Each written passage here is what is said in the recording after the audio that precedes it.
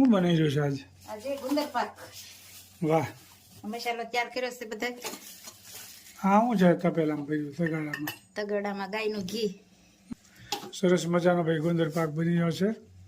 આમાં થોડોક અડદનો લોટ નાખવાનો, થોડોક ભાખરીનો નાખવાનો. પેલા અડદનો શેકવાનો. ગુંદર પાક ગુંદર પાક સરસ મજાનો બનશે.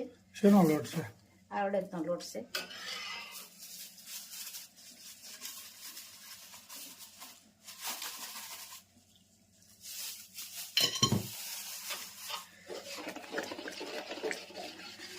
પછી આમાં ભાખરીનો હતન ઉમેરશું.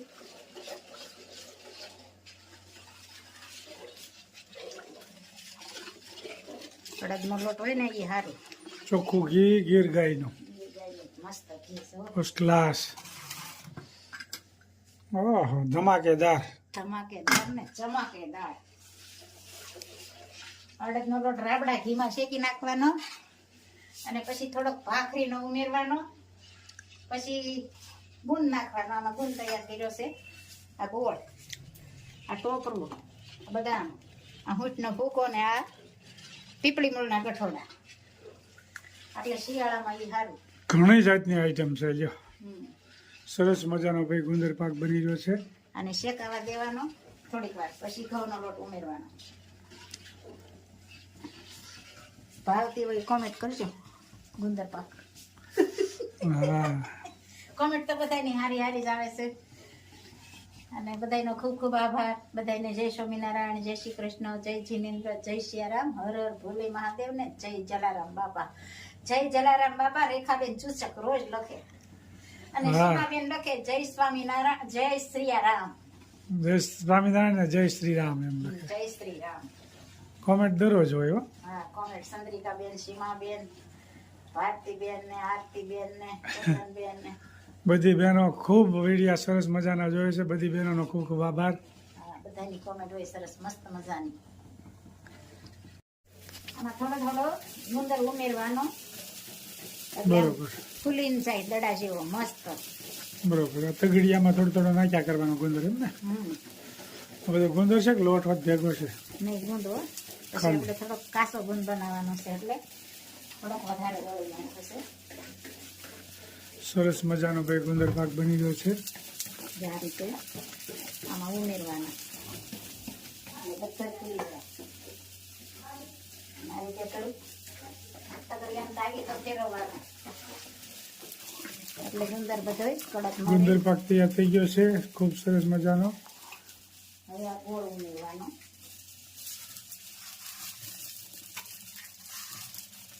ગળું ભાવતું હોય એ પ્રમાણે.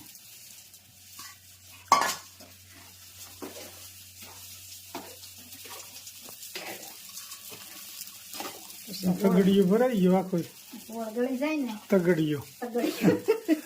આ ગોળ ગળી જાય ને પછી બધો મસાલો નાખવાનો. હજી તો આ ભેળવવાનો તો આમ છે કે નહીં આમાં? આની જ છે ને. બરોબર પછી એવું લાગે ને તો ઘી હતમ ઉપર નાખવું પડે થોડું. બરોબર. એટલે લચપચતું થઈ જાય. સરસ મજાનો ભાઈ ગુંદર પાક તૈયાર થઈ જવા આવ્યો છે.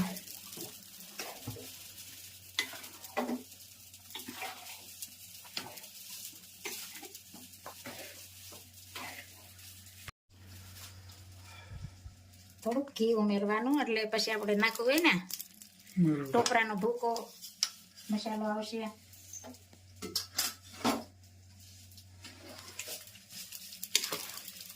અને કોપરા હોય ને એટલે શોષી જાય ઘી. ગીર ગાયનું ઘી છે ભાઈ, દેશી ગીર ગાયનું ઘી. દેશી ગીર ગાયનું ઘી મસ્ત મજાનું. હવે ટોપરો ઉમેરવાનું છે. બદામ.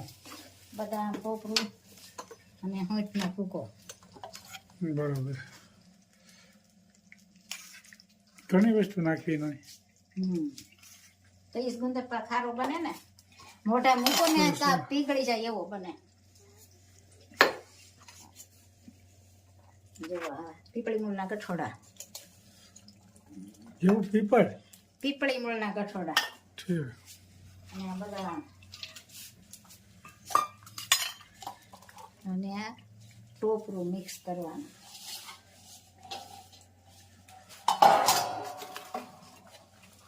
અને આને થોડીક વાર મિક્સ કરવાનું, પછી ત્રાસમાં અથવા થાળીમાં અથવા ચોખીમાં સરસ મજાનો ભાઈ ગુંદર પાક બની રહ્યો છે, આપ જોઈ શકો છો. જો આ બધું મિક્સ થાય.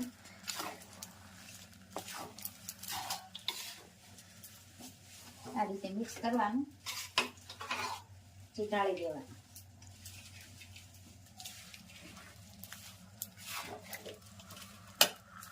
અને થોડું થોડું ઘી પણ ઉમેરવું પડે. ટોપરા હોય એટલે ઘી શોષી જાય.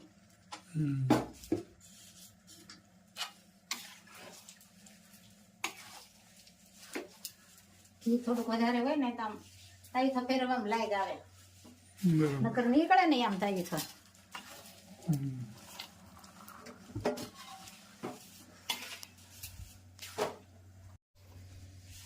સરસ મજાનો તૈયાર થઈ ગયો છે.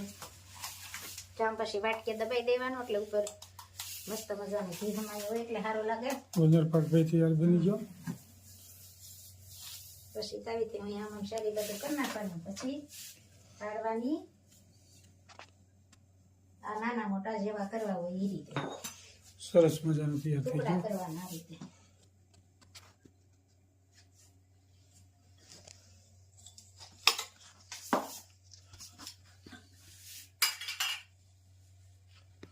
વાહ, ખૂબ સરસ મજાનો ગુંદર પાક તૈયાર થઈ ગયો ભાવતી હોય કોમેન્ટ કરશો. છે. સરસ. આ તો બધાને ભાવે છે.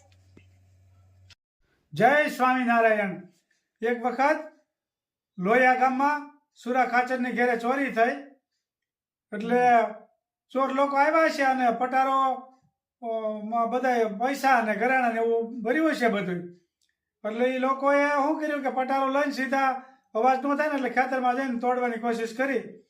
એટલે એ સવાર સુધી મહેનત કરી પણ તાળું પટારાનું તૂટ્યું નહીં, કારણ કે તાળું તોડ્યા સિવાયથી કાંઈ પટારો તો કાંઈ બીજા લઈ જાય નહીં, ક્યાંક ઓળખી જાય, એટલે એ કાંઈ થયું નહીં, તાળું તૂટ્યું નહીં. અને સુરા ખાચર તો અખંડ ભગવાનનું ભજન કર્યા કરે, એટલે એનું તો ભગવાન રક્ષા કરે જ. કોઈ દી ભગવાનના ભગતનું કોઈ દી કાંઈ નુકસાન ભગવાન થવા દે નહીં, કારણ કે અખંડ ભગવાનનું ધ્યાન રાખતા હોય ભગવાન. આપણે ભલે હોતા હોય તો આપણું ધ્યાન ભગવાન રાખતા હોય. પછી એ લોકોએ ખૂબ મહેનત કરી પણ પટારો કોઈથી તૂટ્યો નહીં અને પટારો મૂકીને ભાગી ગયા. પછી સવારે સુરા ખાચર ઉઠ્યા જોયું તા કે પટારો તો ચોરી થઈ ગઈ, એટલે થોડુંક ગમે એ હોય પણ ચોરી થાય એટલે થોડુંક અંદરથી દુઃખ તો થાય.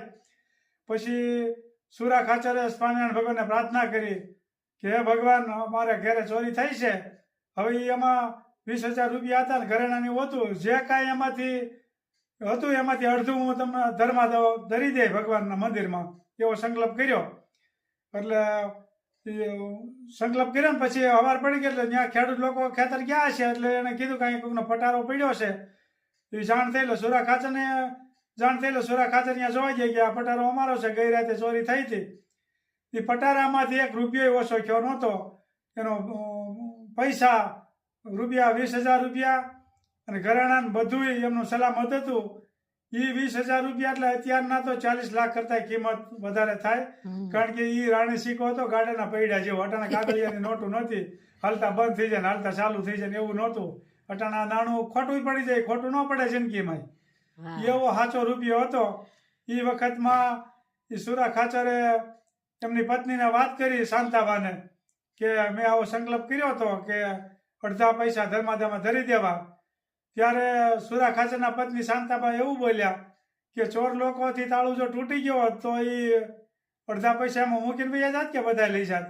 એ કે અંદર થોડા મૂકીને વહી જાય તો બધા લઈ જાય. તો પછી કે સંકલ્પ કર્યો હોય ને પૂરેપૂરું દાન કરી દેવાનું હોય, એમાં પાછું આપણે કંઈ લેવાનું ન રખાય.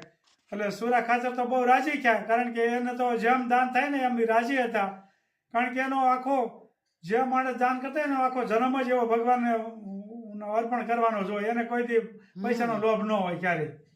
એટલે એને પછી એ વખતમાં સ્વામિનારાયણ ભગવાન લોયા ગામમાં આવ્યા છે અને સ્વામિનારાયણ ભગવાનને સુરા ખાચર વાત કરી કે આજે આવી રીતનું બની ગયું અને આવી રીતનું થયું છે. એટલે ત્યાં સ્વામિનારાયણ ભગવાને જોયા સુરા ખાચરની વાડીમાં ખૂબ સરસ મજાના કૂણા માખણ જેવા રીંગણા હતા. એટલે ભગવાનને એમ થયું કે હવે શાક ઉત્સવ કરી એમ. એટલે 20,000 રૂપિયા સુરા ખાચરે દાન કરી દીધું, એટલે કે એનો તો ઉપયોગ કરવો જ પડે. પછી એ 20,000 રૂપિયા નો શાક ઉત્સવ કર્યો. 2 મહિના સુધી સ્વામિનારાયણ ભગવાને ચાલુ રાખ્યો. પેલા દિવસે 60 મણ રીંગણા ને 18 મણ ચોખ્ખું ઘી હો. અને આજુબાજુના બધા લોકો આમ કીડિયારો ઉભરાઈ ગયો એવો મોટો શાક ઉત્સવ કર્યો. અને ઈ જોરદાર શાક ઉત્સવ કર્યો સ્વામિનારાયણ ભગવાને. અને એ શાક ઉત્સવનો પરંપરા હજી હાલ્યો આવે છે. એવો 2 મહિના સુધી ચાલુ રાખ્યો ભવ્ય શાક ઉત્સવ. એ સ્વામિનારાયણ ભગવાન વખતમાં એ શાક ઉત્સવ થયો હતો ને એ હજી આપણે શાક ઉત્સવ કરીએ છીએ. અને બીજું એમાં એ છે કે સ્વામિનારાયણ ભગવાને જે શાક બનાવ્યું ને એનો સ્વાદ એ સ્વામિનારાયણ ભગવાને પોતે પૂર્યો છે. એવું ઘરે તમે શાક બનાવશો ગમે અહીંયા તો ઘરે એવું કોઈથી શાક બનશે નહીં. એનું કારણ છે કે એ સ્વાદ તો સ્વામિનારાયણ ભગવાને પૂર્યો છે. એ આપણો ઘરનો સ્વાદ નથી. અને ભગવાન જે સ્વાદ પૂરે ને એ આપણીથી કોઈથી થાય નહીં ગમે એટલા મસાલા નાખો તો. આ સત્ય ઘટના બની ગઈ છે લોયા ગામમાં સુરા ખાચરે શાક ઉત્સવ કર્યો. સ્વામિનારાયણ ભગવાને પોતે શાક બનાવ્યું. અને બધાએ ભગવાને પોતે બનાવીને બધાને પીરસ્યું પાછું ભગવાને. અને ઊભા ન થઈ ગયા ને એટલું શાક ખાતું. રોટલા એ કર્યા હતા પણ રોટલા બધા પીડ્યા હતા. લૂકું શાક મળ્યા ખાવા. આવો લોયા ગામમાં જોરદાર શાક ઉત્સવ કર્યો હતો. એ હજી પરંપરા ચાલ્યો આવે છે. એમાં આપણે